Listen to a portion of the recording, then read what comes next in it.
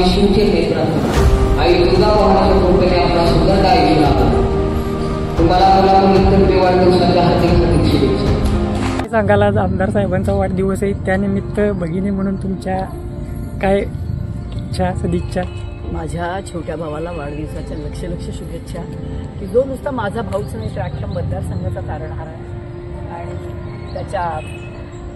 त्यानं जे विधायक काम केलं आहे, त्यानं जी विकास कामं केली आहेत, त्यानं समाजासाठी जे स्वतःचं योगदान दिलं आहे, छोटंसं उदाहरण जे कोरोनातलं काम आहे, छोटंसं नाही आणि बरीच अशी कामं आहेत की या हाताचं दान त्या हाताला न सांगता जो महेश करतो, तर त्या सगळ्यामुळं जी आत्ताचा जो 45,000 प्लसनी जो साहेबांचा विजय झाला आहे, तिथंच कळतं की लोकांचं किती महेशच्या प्रति प्रेम आहे। तर अशा लोकनेत्याचा आज वाढदिवस आहे, त्याला मी आणि महिला युवा मंचाचे सर्व कार्यकर्ते यांच्यातर्फे शुभेच्छा आहेत। दुसरी गोष्ट, आत्ताच संदीपभाऊ शिंदे मित्रसमूह आणि आमदार महेशदादा मित्रसमूह या सर्व कार्यकर्त्यांनी आपल्या रिमांड होमला मिष्टान्न भोजन दिलं आहे आणि नेहमी हे असं कार्य करतात, पण आज साहेबांच्या वाढदिवसानिमित्त हे केलं।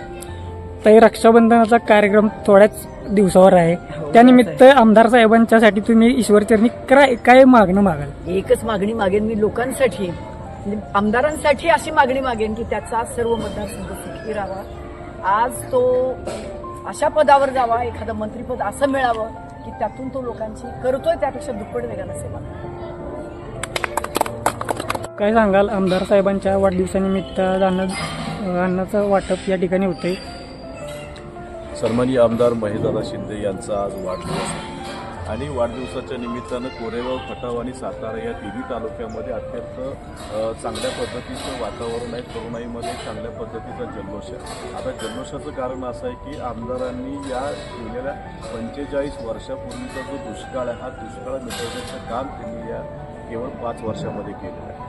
खऱ्या अर्थानं जसं ताईंनी आता सांगितलं की 45,000 मताच्या फरकाने लोकांनी या ठिकाणी निवडून सन्माननीय आमदार महेशदादांना दिलेलं आहे। खरं तर या ठिकाणी काम करत असताना कुठलाही दुजाभाव न करता, म्हणजे तरुणाईंच्या हाताला काम लागलं पाहिजे, माता भगिन्यांच्या हाताला काम लागलं पाहिजे, बेरोजगारी मिटली पाहिजे, व्यसनमुक्त तरुण युवा घडला पाहिजे, अशा पद्धतीचं ज्या पद्धतीनं आपलं नेचर ठेवून ज्या पद्धतीनं जी वाटचाल केली होती आणि त्याचंच एक द्योतक आहे की हे 45,000 मतांचं लीड या ठिकाणी सन्माननीय आमदार महेशदादा शिंदे यांना मिळालेलं आहे। जसं की संबंध ह्या मतदारसंघामध्ये वाढदिवसाचे कार्यक्रम होत असताना आज या ठिकाणी सातारा तालुक्यामध्ये रिमांड होममध्ये मिष्टान्न भोजनाचा कार्यक्रम या ठिकाणी पार पडला।